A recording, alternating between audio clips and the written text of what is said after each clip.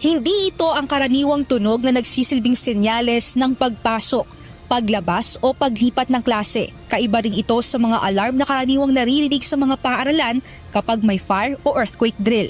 Sa halip, isa itong bagong babala na nagpapahiwatig ng posibleng active shooter incident, isang sitwasyong pinaghahandaan sa pamamagitan ng bagong drill sa mga eskwelahan. Sa ilalim ng bagong hakbang ng Department of Education, sinimulan na ang active shooter drill upang maihanda ang mga mag-aaral, guro at mga kawani sa harap ng ganitong sitwasyon. Napansin ng eksperto na may maganda yung takbo niya pero may konting detalye na parang nakalimutan, like yung wag tumayo sa harapan ng pintuan.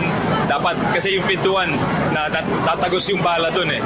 So ang sabi niya dapat sa pader, doon tayo sa pader at gagawa tayo ng maglalagay tayo ng mga tables at chairs sa harapan ng pintuan para ma-prevent yung shooter para pumasok. Ayon kay Education Secretary Sani Angara, binibigyang diin sa ganitong uri ng insidente ang kahalagahan ng awareness at mabilis na pagkilos dahil sa mga ganitong insidente, laging mabilis ang mga pangyayari. Aminado ang ahensya kahit may bag inspection, metal detectors at security guards sa ilang mga paaralan, may mga kaso pa rin na nakakapagpasok ng sandata dahil nagagawang mailusot at maitago. Kaya kailangang maging mas malikhain sa pagpapalakas ng seguridad.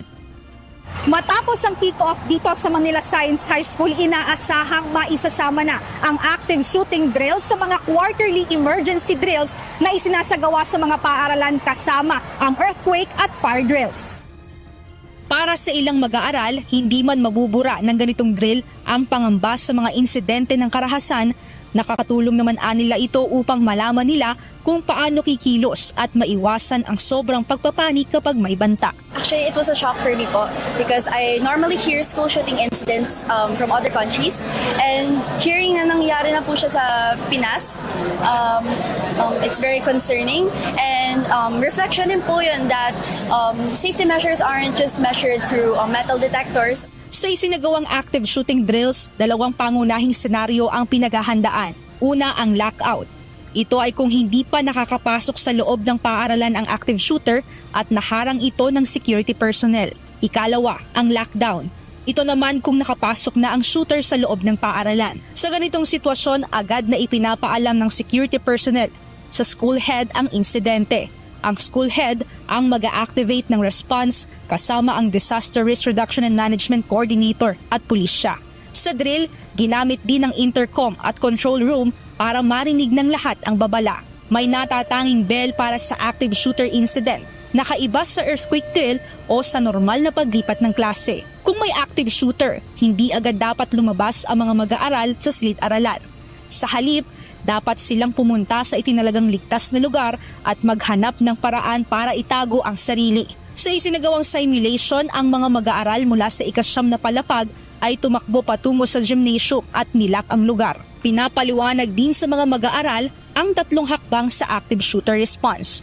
Una, ang run, kung may ligtas na daan at paglayo sa panganib. Hide, magtago sa ligtas na lugar at limitahan na may makakita sa kanila. At fight, ito ang pinakahuling opsyon kung wala ng ibang paraan at kailangang ipagtanggol ang sarili. Napaka-importante ng coordination, security, school head,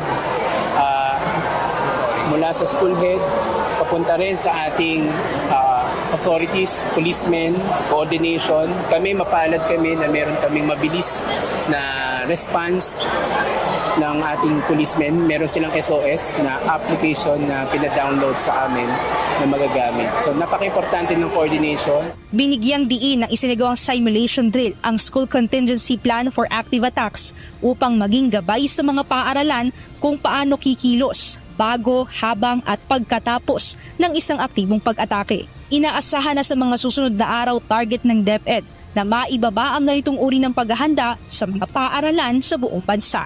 Mia Alonso, UNTV News and Rescue. Diyos ang aming sandigan, serbisyo publiko ang aming pinahahalagahan.